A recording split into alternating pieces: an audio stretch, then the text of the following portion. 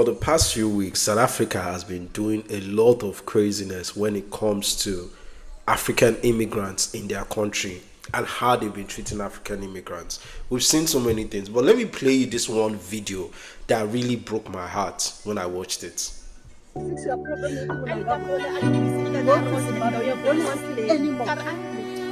So start making arrangements. Let me say this. Now, today, when you get home, start making arrangements for where are you going to get that baby from? Where are you going to deliver that baby? Because here you are not coming. Pretoria West, you are not coming. We don't want you anymore. Start making arrangements where you are going to deliver that child, because here we don't want you. Yeah, you can go into Ramaphosa's house. He will help you deliver the child. No, even Julius Malema. Yeah, even Julius Malema. They are all chasing their fellow woman. If you even listen to the voices, it's just women that fill that place. You see a fellow woman like you pregnant, and you're asking her where she's going to give birth to that thing. That's what she called it. Where are you going to give birth to that thing? South Africans are acting like they don't know their history. These people know their history. I'm not going to give them that privilege or that excuse of not knowing their history or not knowing who was there for them when they had the hardest times. We've heard this so many times in this place. But there's one thing that would never change is your one thing that will never change is your laziness. No matter how many Africans you want to kick out of your country, you people at your core, not all of you, but the vast majority of you, if you come out to do something like this, you're a lazy if you ask me. So they are stealing your jobs, they're stealing your jobs, they're stealing your jobs. How is it that you're living in that country and you don't have those jobs? How are they even able to steal your jobs? And I'm not going to sit down here and act like, oh, there are not people that go to South Africa from different countries, from Nigeria, from Ghana, from Zimbabwe, wherever they're coming from, that don't go there to do bad things. But there are ways you go about handling people that break your laws. If there are illegal immigrants in your country, then let the law take its place. Why can't the law take its place? Why does it have to be individual citizens that are going to enforce those rules on your fellow African people? And you people feel like this is okay? The hate that I've seen on social media for the past few weeks is wild. South Africans, you people are something else. Oh. You people are something else, I swear. From time to time, you guys continue to show this xenophobic attack. I heard that they've unalived 2 Nigerians in South Africa. If I'll get the news and I'll put it up there for you guys to see if I can get it. This xenophobic attack has been happening for so long, but I think a lot of African nations have just been keeping quiet because it was mostly Nigerians that it was targeted towards. They were keeping quiet. You people want to act oblivious to the fact that these things are happening, but then because of its Nigerians, but now that it's affecting other African nations, now you are surprised. Wasn't not all Ghanaians, but wasn't some Ghanaians celebrating this thing when it was happening to Nigeria and telling them, yes, kick them away from your country. Now they're kicking your brothers out. You are shocked. We have a long way to go in Africa. It's crazy that we keep hating ourselves. And we keep doing this self-hating thing where you see your fellow African brother trying to make it and in your country, and then the only thing that can come to your mind is, how am I going to pull him down so he doesn't make it in my country? People are wild, and you people are moving crazy. I won't even lie. But it's what it is. It just shows the lack of accountability. It shows the lack of human sympathy. If you would do this to a pregnant woman, then you have no human sympathy in you. You have no human sympathy in you.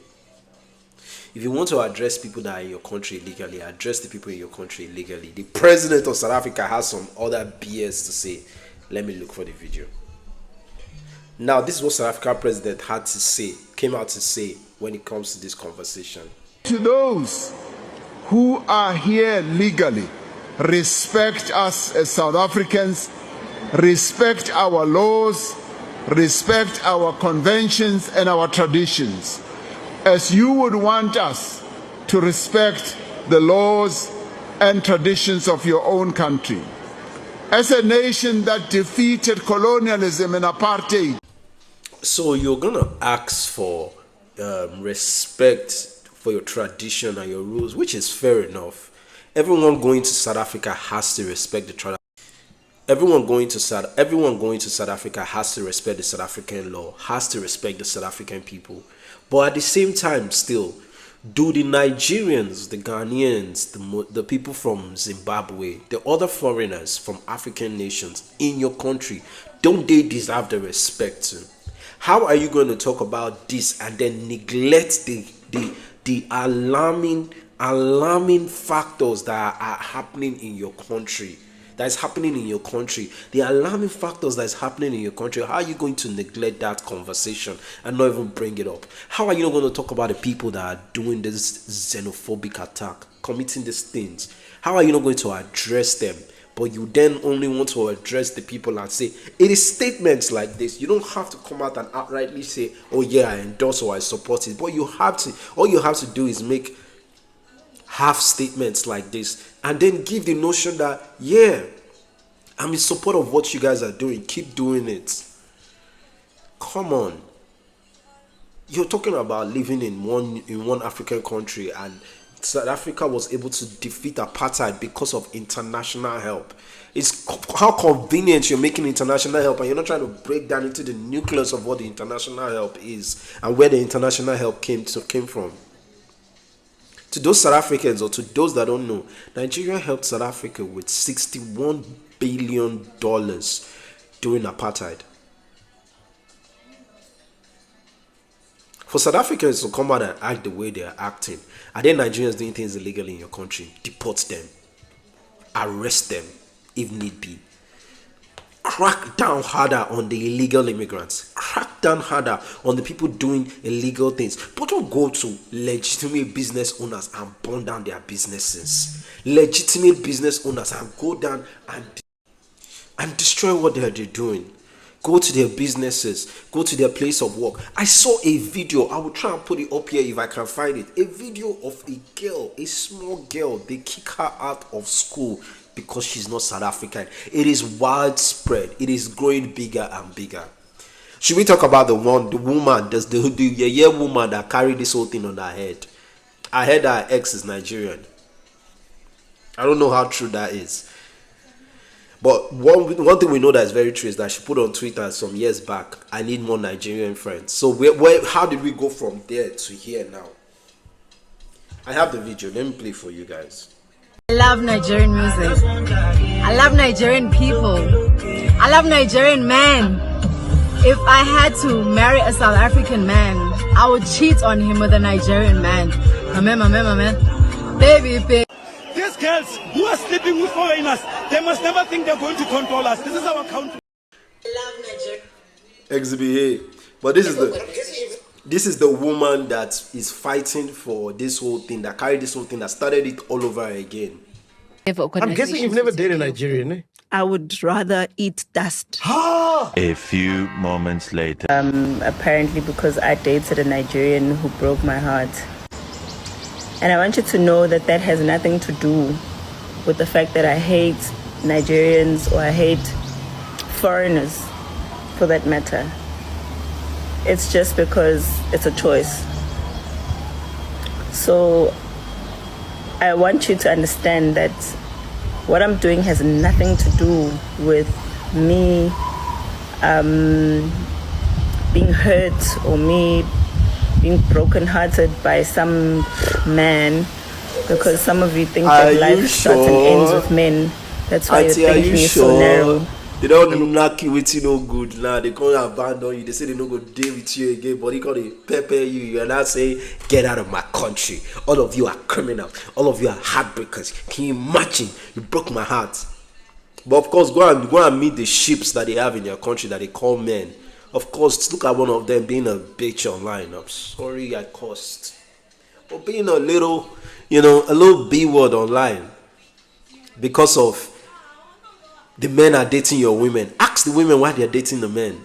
This is the bone of contention. Not all this other hula baloo, all these big talk that they're trying to use to cover up the hatred. This is the nitty gritty of it. They don't have money. The men are taking their women. They are more hardworking than them. But then they come out and say, "Oh, they are illegal immigrants." Where is the illegal people? This is the nucleus of the conversation. This is where their pain is coming from. This is why they're so upset. It's a shame that this beautiful country, has this kind of people in numbers that are like this. I pray and I hope that more South Africans, good and well-meaning South Africans, come out and come against these people. Because until you people do it, it continues to look like it's all of you and not just some of you.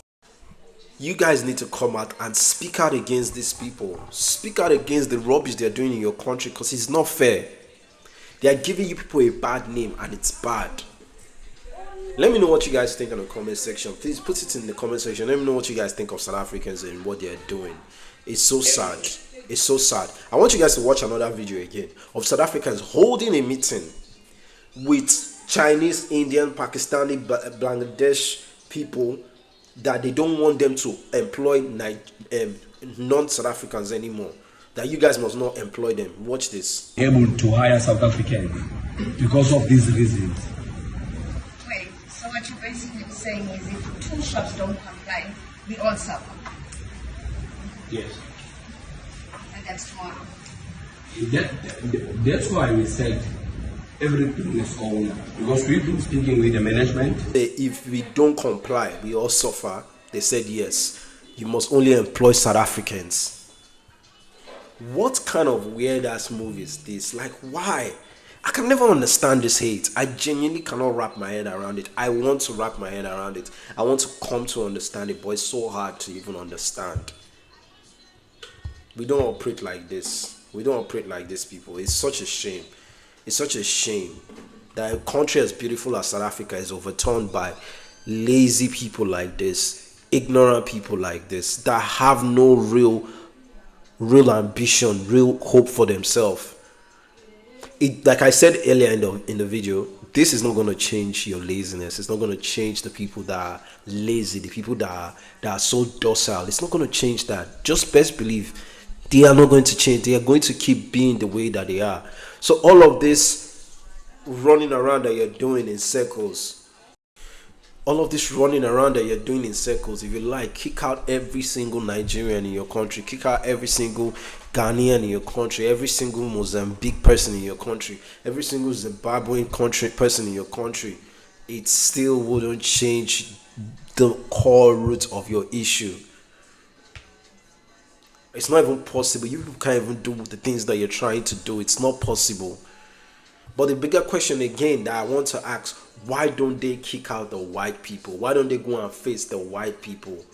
If you're so pained about the jobs, that they're taking the jobs, why in your own country you guys can't own businesses, can't establish yourself? In Nigeria here, there are white people that own businesses, but the vast majority are owned by Nigerians. Why is it not like that in your country? Isn't that a bigger question? Not to be talking about the menial jobs. You're talking about the menial jobs that these ones are coming to get.